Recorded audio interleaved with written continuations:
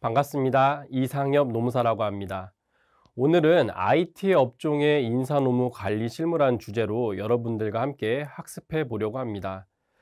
일단 강좌 제목에 IT 업종이 이제 추가돼 있어서 IT 업종이 아닌 우리 사업장에서 이걸 들으면은 뭐 효과가 있을까? 이렇게 고민하실 수도 있는데요. 일단 우리나라 근로기준법은 IT 업종이든 제조업이든 그걸 불문을 하고 공통되게 대부분 적용되고 있습니다. 그런데 그 수많은 근로기준법 등 노동관계 법령을 모든 사업장이 다 준수를 하는 게 아니거든요. 그래서 여러 가지 법령 중에서 IT 업종에서 근로자들을 채용해서 복무, 그리고 휴일, 휴가, 마지막 퇴사하는 그 관리까지를 전반적으로 어느 부분에 대해서 중점을 두어서 살펴봐야 하는지에 대해서 알아보려고 합니다. 그 첫 번째 시간인데요. 우리가 근로자를 채용을 할 때 가장 첫 번째, 제가 지금 말씀드린 것처럼 근로자랑 만나서 면접을 보고 근로계약을 체결하는 이 일련의 채용 절차를 거치게 됩니다. 예전에는 이렇게 채용 절차를 거칠 때 크게 어려움이 없었어요. 하지만 특히 요즘 IT 업종에서는 구인난이 이제 상당히 심각합니다. 모든 IT 직무에 대해서도 심각한 게 아니고 좀 쏠리는 현상이 있죠. 개발 직군 이런 쪽에는 좀 구인난이 어렵고, 유지 보수라든지 관리하는 이런 영역에 대해서는 기존에 이제 인력들이 많이 확보가 되어 있기 때문에 그쪽은 오히려 또 취업하기가 좀 어려운 경우들도 있어요. 그래서 다양한 형태인데 이러한 전반적인 과정에서 채용에 대해서 먼저 알아보려고 하는데요. 일단 우리가 노동법 하는데 그 첫 번째, 이 노동법이란 건 대체 무엇인가에 대해서 간단히 살펴보고 넘어가도록 하겠습니다. 일단 노동법이라는 법령은 대한민국에 없습니다. 그래서 그럼 그동안 노동법 하던 건 뭐지? 라고 이제 의문을 품으실 수가 있는데요. 우리들이 가장 대표적으로 아는 근로기준법 같은 법이 있죠. 이렇게 사용자와 근로자 간의 사용 종속 관계를 규율하는 법령을 총칭해서 노동법 이렇게 부르는 거거든요. 이러한 노동법은 조금 전에 제가 뭐라고 말씀드렸죠? 종속적 노동 관계를 규제하는 법이에요. 즉 사용자가 근로자를 종속하는 요 관계를 규율하는 법이죠. 일단 이제 계약이라는 것은 서로 이제 사적 자치의 원칙에 의해 계약이 체결이 됩니다. 그래서 동등한 위치에서 계약이 항상 체결이 되죠. 그런데 이 노동이라는 영역에 대해서는 노동을 제공을 하고 그거에 대해서 근로에 대한 대가를 돈으로 지급받는 이런 구조로 돼 있죠. 그러다 보니 자본과 자본이 저렴한 노동력을 계속 공급을 받을 수 있는 이런 구조로 되어 있어요. 그러다 보니 점점 근로에 대한 대가가 낮아질 수가 있겠죠. 그러면 근로를 제공하는 근로자 입장에서는 적은 임금으로 계속 더 많은 노동을 제공해야 되는 이런 불평등한 상황이 발생하게 됩니다. 그래서 국가가 이렇게 노동관계 법령을 제정을 해서 이 자유시장 경제주의에 개입을 하게 되는데, 여기서 노동법을 규율하는 법령이 노동법입니다. 그래서 오늘은 이 노동관계 법령, 노동법 중에서 근로기준법에 대해서 좀 많이 알아볼 거예요. 일단 이 체계를 간단히 설명드렸는데 기본 원리도 같이 좀 안내를 드리도록 하겠습니다. 일단 여기 보시면은 교재를 보시면 개별적 근로관계법, 집단적 노사관계법 이렇게 구분을 하고 있는데요. 이 또한 법령의 이름은 아닙니다. 법을 크게 나누는 방식을 말을 하는 거예요. 개별적 근로관계법, 문헌에서도 유추가 가능하듯이 근로자와 사용자의 이 개별적 서로 근로계약으로 체결하는 거, 이거를 규율하는 법령을 얘기를 하는 거고, 대표적인 법령이 근로기준법입니다. 그리고 집단적 노사관계법, 딱 얘기만 들어도 감이 오시죠? 집단, 사용자와 노동조합, 이렇게 근로자의 집단과 사용자의 집단, 이렇게 노동조합과 사용자의 그 노사관계를 규율하는 법이고요. 여러분들이 흔히 들어보셨을 법한 노동조합법, 원래 이제 정상 명칭은 노동조합 및 노동관계조정법이라고 부르는데요. 이러한 법령이 있습니다. 오늘은 요 첫 번째 앞서 말씀드린 근로기준법을 주축으로 해서 개별적 근로관계법에 대해서 알아볼 거고, 특히 거기서 IT 업종의 어떤 부분을 좀 더 유념을 해 대해서 봐야 하는지에 대해서 알아보려고 합니다. 요 최근 몇 년 사이에 근로기준법이 상당히 많이 개정이 됐습니다. 상당히 많이 개정이 됐고, 그리고 지금 4차 산업시대에 가고 있고, 지금 우리가 코로나 이런 시대에 유연근무제 같은 다양한 근로 형태까지 도입이 돼서 그야말로 이제 노동시장이 상당한 과도기적 단계에서 많이 급변을 하고 있습니다. 그런데 법은 아직 예전에 머물러 있는 법이에요. 그리고 최근에 개정된 거는 근로자들의 권익 향상, 복리후생, 모성보호, 남녀평등 이런 쪽에 더 초점이 맞추어져서 개정된 것이기 때문에 기본적인 이제 전통적인 근로기준법 영역에서 크게 벗어나는 건 없습니다. 단 좀 더 회사 입장에서는 지켜야 할 것이 더 많아진 상태예요. 그리고 이걸 지키지 않았을 때는 어떻게 형사처벌까지 이어지는 요런 지금 구도로 법령이 좀 개정이 되어 있습니다. 그리고 거꾸로 근로자들 같은 경우는 요즘 취업이 어렵단 말이에요. 취업이 어려운 만큼 취업이 더 신중하게 되고 또한 그렇게 어려운 취업이었지만은 회사에 입사를 하게 되면은 과거에 비해서 좀 다르게 본인의 근로조건, 복리후생, 뭐 연차휴가, 뭐 퇴직금 이러한 근로에 대한 그 부가적인 거에 대해서 많은 이제 궁금증을 물어보기도 하고 그게 내가 알고 있는 상식과 좀 어긋난다 싶으면은 언제든지 이제 질문이 들어오고 그 과정에서 회사가 미흡한 부분이 발견되게 되면은 회사가 신뢰를 잇는 요런 수준까지 많이 와 있는 상태예요. 그래서 요즘에 이제 노동청 같은 곳에서 이제 보통 이제 근로기준법 위반으로 이제 진정 같은 걸 제기하고 하시잖아요. 근데 예전에는 단순 체불 사건이 많았었어요. 그런데 요즘에는 단순 체불 사건보다는 뭐 연장 근무에 대한 개념, 그리고 그거에 따른 가산임금 지급, 그리고 뭐 유연근무제를 시행을 했는데 그거의 내용이 좀 잘못됐다라든지 아니면 뭐 직장 내 괴롭힘, 직장 내 성희롱 해서 기본적인 전통적인 노동시장에서의 그러한 그 진정보다는 좀 더 고차원적인 내용들이 많이 다뤄지고 있는 형태예요. 법은 제가 조금 전에 말씀드렸던 것처럼 법은 크게 안 바뀌었는데 시대적 사회가 변하고 근로자들의 노동 권익 의식이 올라오면서 여기서 이제 충돌하는 부분들이 많이 발생하고 있습니다. 그래서 일단 오늘 이번 시간에는 뭐 반복해서 말씀드리지만은 이 근로기준법의 근간에 대해서 알아보는데 최초 뭐부터 알아본다고 말씀드렸죠? 채용부터 알아보도록 하겠습니다. 자, 이 채용은요, 누구와 누가 하는 거죠? 근로자와 사용자라는 개념 정의가 먼저 서야겠죠? 근로자, 지금 이 영상을 보고 계시는 분들 중에 기업의 대표자분도 계실 테지만은 기업에서 인사 담당하는 인사 담당자가 보고 계실 가능성이 훨씬 커요. 예. 지금 그럼 인사 담당자는 근로자입니까? 아닙니까? 당연히 근로자죠. 그러면 이 근로자의 개념은 어디서 정하고 있을까? 근로기준법에서 이제 정의를 내리고 있습니다. 근로기준법 2조 1항 제1호에서 직업의 종류와 관계없이 임금을 목적으로 사업이나 사업장에 근로를 제공하는 자. 여러 가지의 이제 그 의미가 이제 한꺼번에 담겨 있죠.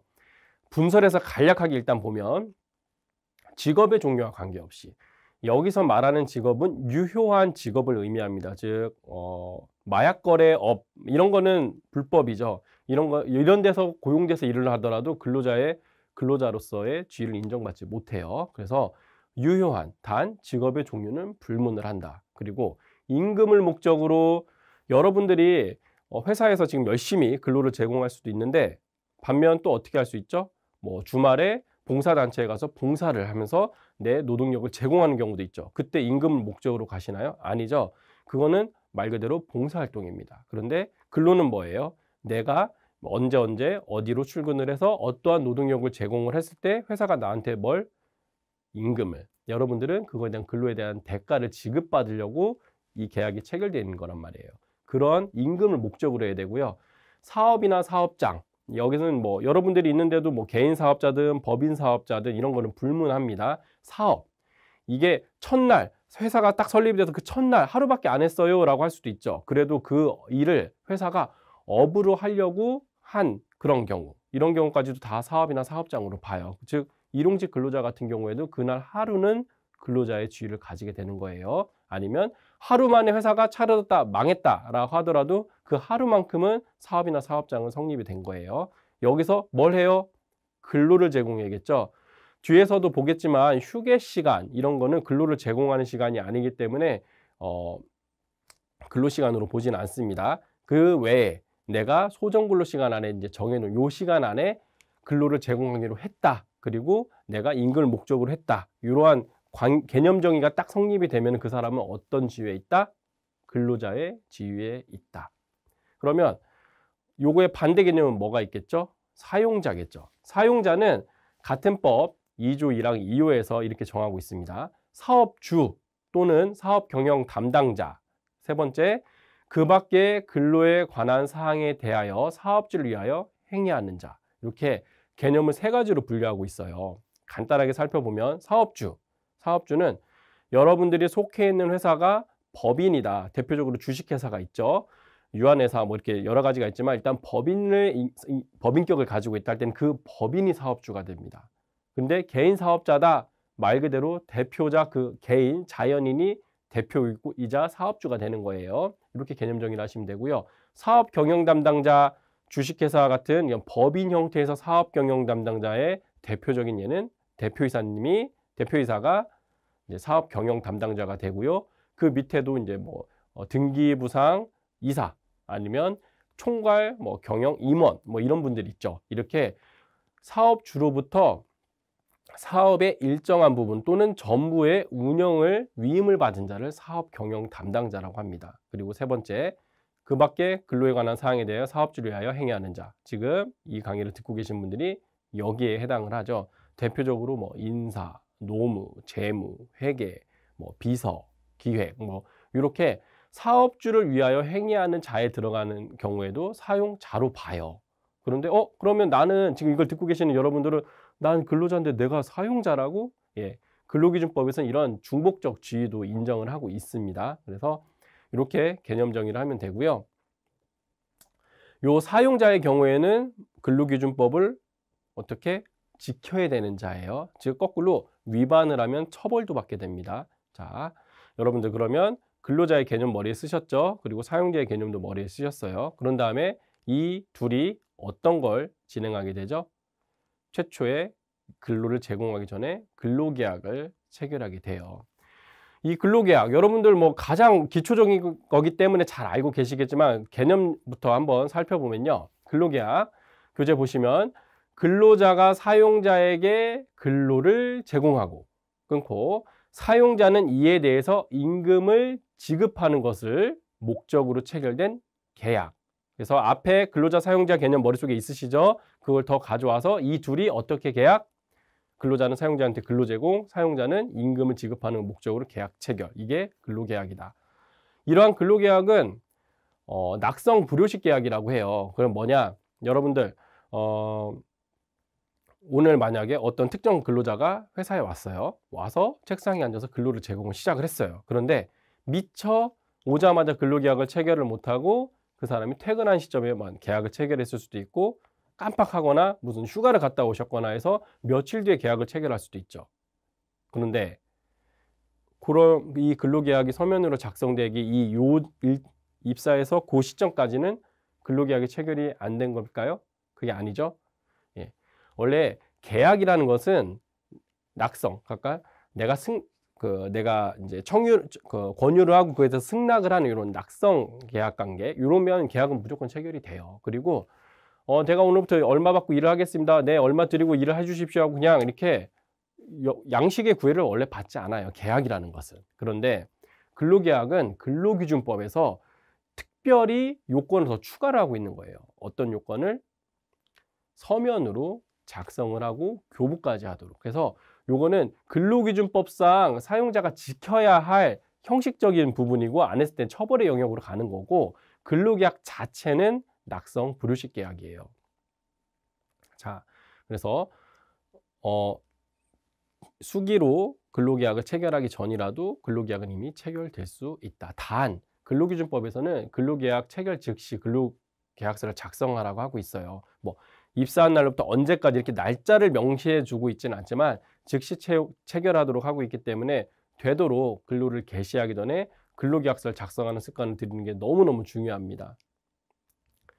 이러한 근로계약서 조금 전에 말씀드린 것처럼 근로조건을 명시해서 서면 교부를 하라고 했죠. 그게 어디에 있다? 근로기준법 17조에 있어요. 그래서 사용자는 근로계약을 체결할 때 근로자에게 어떤 것? 임금, 소정근로시간, 주휴일, 연차, 유급휴가, 그리고 대통령령에서 정하는 그 밖의 근로조건을 명시를 해서 작성을 한 다음에 서면 교부를 하도록 하고 있습니다.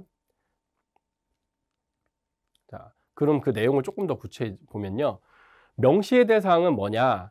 교재를 보시면 명시사항 첫 번째 일반적 명시사항에서 명시사항을 보시면 사용자는 근로자에 대해서 임금, 그리고 소정근로시간, 휴일 연차 유급 휴가, 그리고 그 밖에 대통령령으로 정하는 근로조건 이렇게 돼 있고, 대통령령으로 정하는 근로조건은 보시면 취업의 장소와 종사하여야 할 업무에 관한 사항, 그리고 취업규칙의 작성 및 신고와 관련한 조항에 정한 사항, 사업장의 부속 기숙사에서 근로자를 기숙하게 할 때는 이러한 사항들을 명시사항으로 규정을 하고 있는데요. 이 중에서 서면 명시사항이 이제 근로계약서에 들어가는 거예요. 명시사항과 서면 명시사항 뭐지? 자, 즉 서면 명시사항이 아닌 거는 입사하는 시점에 구두 또는 취업규칙 같은 걸 제시를 해서 명시를 해주면 되는 사항이고요. 서면 명시사항은 뭐다? 근로계약서에 기재가 되어야 될 사항이에요. 이거 조금 내용이 구분이 돼요. 그래서 그러면 서면 명시사항의 명시사항은 뭐냐 보시면 일반적 명시사항 중에서 임금의 구성 항목, 계산 방법, 지급 방법, 소정근로시간, 주일, 연차, 유급, 휴가에 대해서는 어떻게 서면으로 명시하고 근로자의 요구가 있으면 그 근로자에게 교부를 해야 된다. 현재는 무조건 교부 의무고요. 여기서 근로자의 요구는 뭐예요? 단체협의나 취업규칙의 변경으로 해서 변경된 경우 그때는 근로자의 요구가 있으면 교부해야 되는 거예요. 그래서 무조건 교부를 하시는 게 원칙입니다. 자, 그러면 우리 회사는 전자계약서 방식을 채택하고 있는데요. 이 경우에는 어떻게 해야 되나요? 예, 이거는 이제 전자문서법에서 정하고 있는 방식으로 해야 돼요. 그래서 이제 대표적으로 그룹웨어를 통해서 로그인을 한다든지 아니면 인증서를 통해서 로그인을 해서 거기서 내가 전자서명을 한 게 전자기적 방식으로 기록에 남는 이 정도의 기능을 가지고 있다면은 반드시 종이로 된 근로계약서를 작성하지 않아도 되고요. 종이로 작성된 계약서는 맞아요. 그런데 이거를 종이로도 줬는데 그걸 혹시 PDF로 스캔을 해서 PDF 파일로 전달을 하고 제공을 해도 되나요? 하는 질문들도 이제 실무에서 많이 있는데, 이때는 이게 우리가 이제 메일을 전달을 하고 스캔해서 전달을 했는데 그거 이제 수치 확인이 안 되는 경우가 있어요. 그래서 종이로 안 줬는데 저 스캔해 갖고 PDF 파일로 줬는데 못 받았다고 합니다. 그런데 수신 확인은 안 돼요. 이런 경우들도 있단 말이에요. 이거 인정을 받지 못해요. 실무에서는. 이제 노동청에 가게 되면. 그럼 어떻게 해야 되겠어요? 그렇게 보내고 회신 메일을 받거나 수신 확인을 할 수 있는 기능이 있는 그 그룹웨어라든지 인트라넷을 사용을 하셔야 돼요. 즉, 우리가 이러한 내용의 텍스트가 변형 위조되지 않은 것을 전자기적 방식으로 입증을 할 수 있는 그러한 형태를 취해야 되고요. 요즘에는 사설 기업에서 이런 서비스를 제공하는 경우들도 있는데 기업 내에서도 특히 우리 IT 업종이라면은 그런 게 더 잘 하실 수 있을 수도 있어요. 그러면은 그 부분 한번 고민해 보시면 될 것 같고요. 아직까지 법에서 원칙은 뭐다? 서면으로 작성을 해서 주도록 되어 있습니다. 예. 이러한 서면 명시를 반드시 해야 되나요? 라고 물어보시는 경우들이 있는데, 예, 반드시 하셔야 됩니다. 안 했을 때는 어떻게? 벌금에 처해질 수 있어요. 그래서 바로 500만 원 이하 벌금 이렇게 지금 교재에는 써 있는데 500만 원 이하 500만 원 벌금 바로 이렇게 부과하는 건 아니에요. 부과하는 건 아닌데 일단은 이 조항을 위반을 했을 때는 근로자가 진정을 제기하거나 노동청에서 이거를 적발을 했을 때 이때는 즉시 과태료부터 부과가 되고, 시정기한 내에 시정을 안 했을 때 그때는 검찰로 송치해서 벌금까지 받으실 수 있습니다. 그래서 서면 명시를 해야 되고요. 여기서 한 가지 또 질문이 있어요. 이 근로계약서를 최초에 작성을 하고 그 다음에 또 임금이 변경되거나 할 때도 계속 작성해야 되나요? 라고 물어보시는 경우가 있는데 반드시 작성해야 되는 게 맞습니다. 왜냐? 어떠한 시점에 몇 월 며칠부터 임금이, 근로시간이, 휴가제도가 어떻게 변경되었다, 주일이 일요일에서 토요일로 바뀌었다, 여러 가지 내용이 있을 수도 있고요. 단순히 임금만 인상되는 경우도 있을 수 있단 말이에요. 그런데 이 내용이 근로계약서에 없으면은 나중에 말로밖에 주장을 못 해요. 그래서 근로자가 퇴사를 하거나 아니면 재직 중에 통상시급을 계산을 해서 평균 임금을 계산을 해서 그거에 따라서 뭐 어떠한 수당을 계산해야 된다라는 상황이 발생을 했을 때 제일 먼저 들여봐야 될 게 뭐예요? 법전, 판례 이런 게 아니에요. 그 대상 당사자랑 계약한 그 근로계약서를 먼저 봐야 돼요. 그런데 없어요. 아 그때 말로 하고요. 저분도 다 알고요. 합산금액 맞춰보면 다 알아요.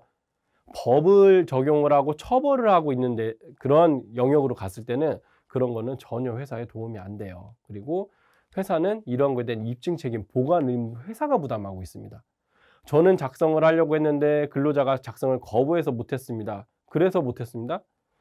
그러면 기존의 근로조건을 그대로 유지를 해야 되는 거고, 변경을 했는데 서명은 못했지만 우리가 전달을 했다라고 하면 전달에 대한 흔적을 남겨놓으셔야 되는 거예요. 그리고 전달을 한 다음에 그 내용을 가지고 그대로 근로조건을 적용을 했다. 예를 들어서 제가 월급을 250만 원을 받는데 내년부터 270만 원을 주겠다. 그런데 근로자가 거부를 했어요. 그럼 원래는 그때 250만 원 임금이 계속 나가야 돼요. 그런데 회사가 270만 원 그냥 줘버린 거예요. 그러면서 요 추가된 20만 원에 대해서 뭐 기본급으로 올린 게 아니라 무슨 실비 변상조로 해서 우리가 20만 원 줄게. 예를 들어서 말씀드리는 겁니다.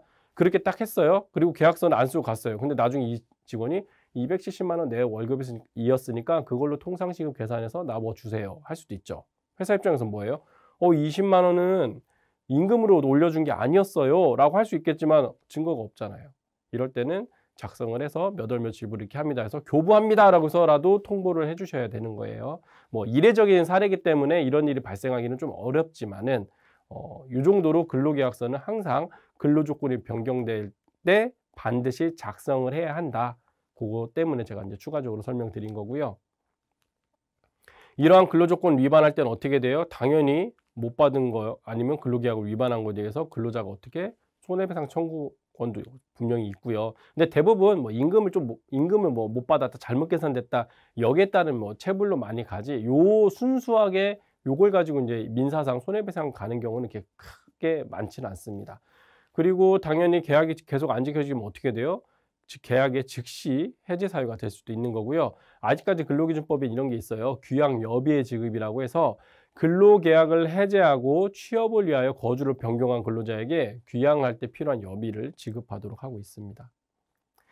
자, 그러면 우리 근로자의 개념, 사용자의 개념, 근로계약의 개념, 그리고 근로계약서의 체결까지 이제 살펴봤어요. 그러면 요 다음 단계 뭐예요? 요즘 채용이 어렵고 채용 과정에서 이슈가 많다고 했죠. 특히 IT 업종 같은 경우에는 구인난, 구직난이 같이 일어나고 있는 그런 되게 독특하고 재미있는 지금 상황이 연출이 많이 되고 있습니다. 그리고 행간에는 뭐 IT 업종에 뭐 인건비에 거품이 꼈다 뭐 이런 경우들도 있고, 그런 고임금 구조 상황에서 근로자를 채용을 했더니 채용 뭐 자기소개서라든지 이력서에 있는 것보다 현저하게 낮은 기술을 가지고 있다라고 해서 아직 근로계약이 얼마 되지 않았는데 계약을 종료할 수 없나? 뭐 이런 경우에 대한 고민도 있을 수가 있고요. 또 다른 고민은 뭐가 있어요? 좋은 인재를 이제 유치를 하기 위해서 미리 계약을 체결하시는 경우도 있어요. 그런데 뭐 회사의 사정으로, 그 근로자의 사정으로 해서 실제로 근로를 제공하기 전에 근로가 종료됐다. 이런 상황도 발생할 수 있죠. 그리고 그 사람 오고 싶어 하는데 회사가 못 오게 하는 상황이 됐을 수도 있다. 이런 상황이 있을 수도 있고요. 이러한 상황은 업종을 불문하고 많이 발생을 하는데, 최근에 제가 보건대 한 1, 2년 사이 1, 2년간은 그 IT 업종에서 원체 구인구직이 수시로 일어나다 보니까 이 이슈 사항도 많이 발생하고 있어요. 그 부분에 대해서 제가 간단히 좀 안내를 해드릴게요. 일단 교재를 보시면 채용, 내정, 시용, 수습 이렇게 개념을 좀 구분을 해놨는데 요거는 이제 제가 나름대로 이제 그 유형에 따라서 좀 이렇게 구분을 해 놓은 겁니다. 먼저 첫 번째 채용 내정을 볼까요? 채용 내정이란 회사가 정한 전형 절차에 의해 채용 합격이 결정되었으나 아직 정식으로 입사하기 전의 상태. 그래서 뭐 다음 달 1일 날 입사 예정인데 그 전달 한 뭐 보름, 뭐 15일경에 계약을 체결했어요. 거기 계약에는 다음 달 1월 뭐 1일부터 근무를 시작을 한다라고 딱 작성했어요. 미리. 자, 이런 상태. 정식적으로 근로 제공은 시작되지 않았지만은 채용이 내정되어 있는 상태. 그래서 이런 걸 보통 채용 내정이라 이렇게 부르는데요. 이런 채용 내정의 근로계약 성립 시기는 언제 이루어진다? 이제 민법상에서는 이제 이렇게 볼 수 있어요. 격지자 간의 계약 떨어져 있죠. 우리 회사에 안에 있는 사람이 아니에요. 이때는 계약은 승낙의 통지를 발송할 때 이제 성립한다고 돼 있어요. 즉 근로자가 어떻게 채용 시험에 응시를 했죠. 그리고 우리가 채용 내정 통지 몇 월 며칠부로 근로계약을 체결합니다라고 해서 승낙 딱 해버려서 요게 우리가 발송한 요 시점에 채용 내정자의 지위는 시작된다. 이제 보통 이렇게 해석을 해요. 근데 이제 요게 확정적으로 그냥 근로계약서를 확정적으로 써서 딱 몇 월 며칠부로 갔다가 아니고 이제 뭐 근로 조건을 조율하는 오퍼 메일을 보낸다거나 이런 애매한 단계가 있거든요. 아니면 헤드헌터를 통해서 이렇게 이루어지는 요 단계까지는 채용 내정으로 보기도 애매한 경우들이 있어요. 그래서 실무에서는 입사 전에 근로계약이 뭐 작성될 정도로 성숙한 단계 아니면 작성을 한 단계 그 정도까지를 채용 내정으로 보시는 게 좋을 것 같아요. 당연히 근로계약으로서의 효력 발생 시기는 언제부터 근로를 제공하기로 한 날 그날이 시작이 되어야 근로자가 되는 거예요. 그래서 취업 개시일이 근로자가 되는 거고요. 자, 만약에 그런데 이런 채용 내정에서 우리가 채용을 못하게 됐어요. 아직 근로자가 아니잖아요. 근로자가 아니기 때문에 해고는 아니에요. 해고는 아니지만 채용 내정자의 입장에서는 뭘 할 수 있겠죠? 기대권이 지금 상실이 됐잖아요. 내가 저 회사에 갈 줄 알고 뭐 기존 회사를 그만뒀는데 아니면 저 회사에 갈 줄 알고 다른 기업에 면접을 보러 가지 않았는데 하는 이러한 우리가 회사에서 모르는 그분에 대한 이제 간접적, 직접적 손해가 발생했을 수도 있죠. 그분은 이제 민사상 손해배상 청구를 회사에 요구할 수 있습니다. 물론 이제 법원에서 요거는 회사의 과실 비율에 따라서 이제 손해의 여부를 판단하겠지만은 그 구도에는 갈 수는 있다. 이거 참고로 알아주시면 될 것 같고요. 예, 이어서 시용 수습은 같이 볼 건데요. 이런 시용이란 단어는 법에는 없어요. 법에는 없는데 개념을 이렇게 구분하셔야 될 것 같아요. 시용은 본채용 또는 확정적 근로계약을 체결하기 전에 일정 기간을 설정해서 시험적으로 사용하는 근로계약 관계. 어떻게 보면은 아주 단기의 기간제 근로의 형태로 보일 수도 있을 거예요. 그런데 기간제 근로계약은 뭐예요? 언제부터 언제까지 이렇게 계약 기간을 정한 다음에 그 기간이 되면은 계약이 종료되는 그런 경우죠. 근데 시용은 뭐예요? 앞으로 쭉 근무를 할 건데 앞전에 시범적으로 회사도 당신도 회사를 서로 확인을 한다든지 아니면 회사가 그 사람의 업무 능력이 우리 회사에 적합한지 여부를 판단할 수 있는 그런 기간을 두고 본 채용을 전제로 이 앞에 기간을 정해서 채용하는 그러한 미묘한 차이가 있어요. 그리고 수습은 뭐냐면 그냥 애당초 근로계약이 체결이 됐습니다. 정규직이든 기간제든 간에 이제 체결을 했어요. 체결을 했는데 그 최초의 앞 기간의 일정 기간을 어떻게 수습 기간으로 설정을 해서 그 사람이 업무에 숙달될 수 있도록 업무 능력을 배양하는 그런 기간으로 봐야 돼요. 차이점은 뭐예요? 시용계약 기간은 시용의 계약 기간이 딱 정해져 있고 수습은 원래 계약 기간이 있지만은 앞전에 수습 기간을 그냥 부가적으로 설정해 놓은 것. 요런 개념 정리 일단 머릿속에 넣고 교재를 보도록 하겠습니다. 자, 시용은 제가 조금 전에 의의를 말씀드렸어요. 이러한 시용의 법적 성질은 뭐다? 판례는 시용의 법적 성질에 대해 정식 근로자로서 적절하지 못하다는 평가를 이유로 근로관계를 해지할 수 있는 사용자의 권리를 유보한 것으로 보고 있다라고 해서 이제 대법원 판례는 시용의 법적 성질을 이렇게 보고 있는데 법원이라고 해서 이 시용과 수습의 단어를 이렇게 명쾌하게 구분을 하고 있지 않아요. 뭐 수습이라고도 했다가 시용이라도 하고 있다가 해서 이 단어는 좀 혼용해서 쓰고 있기 때문에 요거에 대한 개념 정의는 누가 내려야 된다? 회사가 먼저 내리고 그거에 따라서 그 형태로 계약을 체결을 해야 되는 거예요.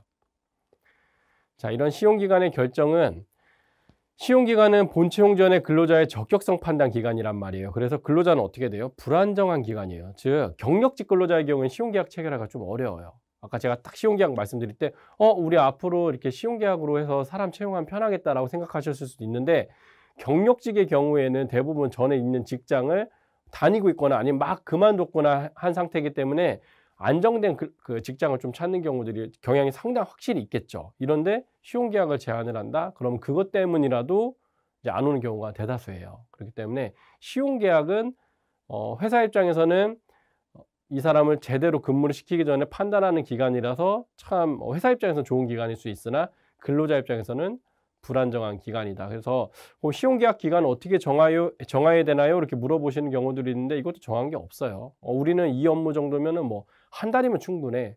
우리는 한 3달은 봐야겠어. 뭐 6개월, 뭐 일주일, 뭐 다양합니다. 뭐 날짜로 하실 수도 있겠죠. 그런 경우에는. 그래서 이렇게 다양하기 때문에 진짜 이 회사가 그 기간 동안 평가할 수 있는 합리적인 기간 내에서 하는 게 좋지, 이걸 굳이 길게 해 놓고 시용 때까지 딱 한 다음에 그냥 계약 종료하고 또 다른 근로자 채용하고 이런 거는 요 시용 제도의 취지에 부합하지 않기 때문에 지양하시는 게 좋습니다. 예. 그리고 인제 수습의 경우에는요. 정식으로 채용된 근로자, 여기서 제가 정식은 아까 뭐라고 말씀드렸죠? 정규직으로 채용되었으나 되거나 아니면 기간을 정해서 채용된 기간제 근로자도 다 정식으로 채용된 거긴 해요. 이러한 정식으로 채용된 근로자의 직업 능력이나 사업장에서의 적응 능력을 키워주기 위한 근로 형태를 수습 형태라고 하고요. 요거는 거의 통상적으로 통용되는 개념입니다. 이러한 수습 근로자에게도 당연히 근로자이기 때문에 노동관계법이 전면적으로 적용이 되고 있고요. 다만 이제 3개월 미만의 수습 근로자에 대해서는 해고 예고가 적용이 되지 않아요. 해고 예고는 뭐냐면 이제 근로자를 해고를 할 때는 30일 전에 통보를 하게 되어 있습니다. 그리고 만약 즉시 해고할 때는 30일 이상의 통상임금을 지급하도록 하고 있는데요. 이 3개월 미만자의 경우에는 이렇게 예고를 하지 않아도 돼요. 즉 즉시 해고가 가능합니다. 단 이 해고는 기간만 이 해고 예고일만 지켰다고 해서 정당한 해고가 되는 건 아니에요. 사유도 분명히 정당해야 되고 회사에서 그 해고에 대한 절차를 규정을 해 놓고 있다면은 그 절차도 준수를 해야 합니다. 그리고 이러한 수습 기간은 이제 간혹 보면은 이제 수습 기간 동안 임금을 저하시키는 경우들이 있으세요. 그래서 그런 경우에는 이제 평균 임금 계산할 때 임금이 떨어질 수 있겠죠. 그래서 법에서는 요 수습 기간이 평균 임금 기간에 들어있을 때는 이 분자와 분모에서 같이 빼서 정상 임금으로 된 걸로 평균 임금을 구하도록 하고 있습니다. 참고로 알아주시면 될 것 같고요.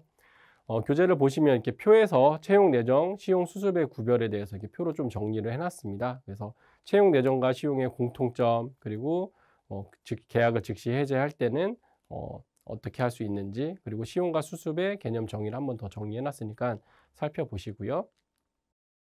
그리고 표 보시고 그 다음 페이지 보시면 채용 내정 시용 수습의 구별이라고 해서 실무에서는 아까 제가 뭐라고 말씀드렸죠? 이 단어 시용, 수습 이런 단어 같은 경우는 많이 혼용해서 써요. 혼용해서 쓰고 수습 기간은 얼마로 해야 되나요? 이런 경우들 질문도 있는데 법에서 3개월로 해야 된다, 6개월로 해야 된다, 한 달로 해야 된다 이런 거 정해놓고 있지는 않고 있는데 이제 대부분 옛날부터 많은 기업들이 이제 3개월 이렇게 해놓는 경우들이 있었는데 요거는 얼마든지 짧게 할 수도 있고 늘릴 수도 있다. 단 해고에 예고할 때는 3개월 이내의 기간의 근로자에 대해서 예외로 할 수 있다. 요거를 참고로 알아주시면 될 것 같습니다. 자, 그리고 가장 중요한 부분이죠. 시용, 수습 이런 그 계약 관계에서 본채용을 거부를 하겠다. 시용은 뭐예요? 계약 기간이 정해져 있는데 이 기간까지 사용해 봤더니 안 맞는 것 같다라고 해서 이 시용 계약 일부로 계약을 종료하겠습니다. 이렇게 통보도 가능하겠죠. 근데 수습 같은 경우는 조금 또 얘기가 다르죠. 왜냐? 이미 수습 기간이 끝나더라도 계속 근로가 이렇게 예정이 돼 있었잖아요. 즉 이렇게 시용 계약 기간이 만료됐습니다. 수습 기간이 만료됐습니다라고 해서 종료 통보를 할 때 이때 그냥 막 해도 되냐? 그게 아니에요. 이때 막 해버리게 되면은 이것도 부당해고로 근로자가 다툴 수가 있어요. 즉 본채용 거부라고 이제 소위 얘기를 하는데 이때 정당성을 가지고 있어야 합니다. 그래서 내용을 잠깐 보시면요. 시용에 있어서 본채용 거부 및 채용 내정에 있어서 정식 채용의 거부 및 취소 이런 거는 실질적으로 직장의 상실이라는 효과를 가져오고 해고에 해당한다고 보기도 해요. 그래서 일반적 해고의 유효권을 거의 다 충족을 해야 합니다. 그러나 시용계약과 채용 내정제도의 목적에 비추어 보면 어때요? 정상적으로 계속 근로를 하고 있던 게 아니었잖아요. 즉 해고의 정당한 사유 범위가 객관적이고 합리적인 이유는 일단 물론 존재해야 되고요. 사회통념상 해고가 상당하다고 인정되는 한 정식 근로자분은 어떻게 상대적으로 넓게, 그래서 정식 근로자 같은 경우에는 이 정도는 해고가 아니면 이 정도로 본채용 거부가 좀 불가능하지 않나라고 하는 수도 있지만은 이제 이런 채용 예정, 시용 수습에 있는 요 단계에 있을 때는 업무 적격성을 평가를 한다든지 이렇게 해서 요러한 내용도 계약 종료의 사유가 될 수 있다 정도로 이제 알아주시면 될 것 같고요. 그럼 여기서 객관적, 합리적 이유와 사회 통념상의 상당성에 대한 개념은 뭐냐? 상당히 어렵죠. 그리고 되게 추상적이에요.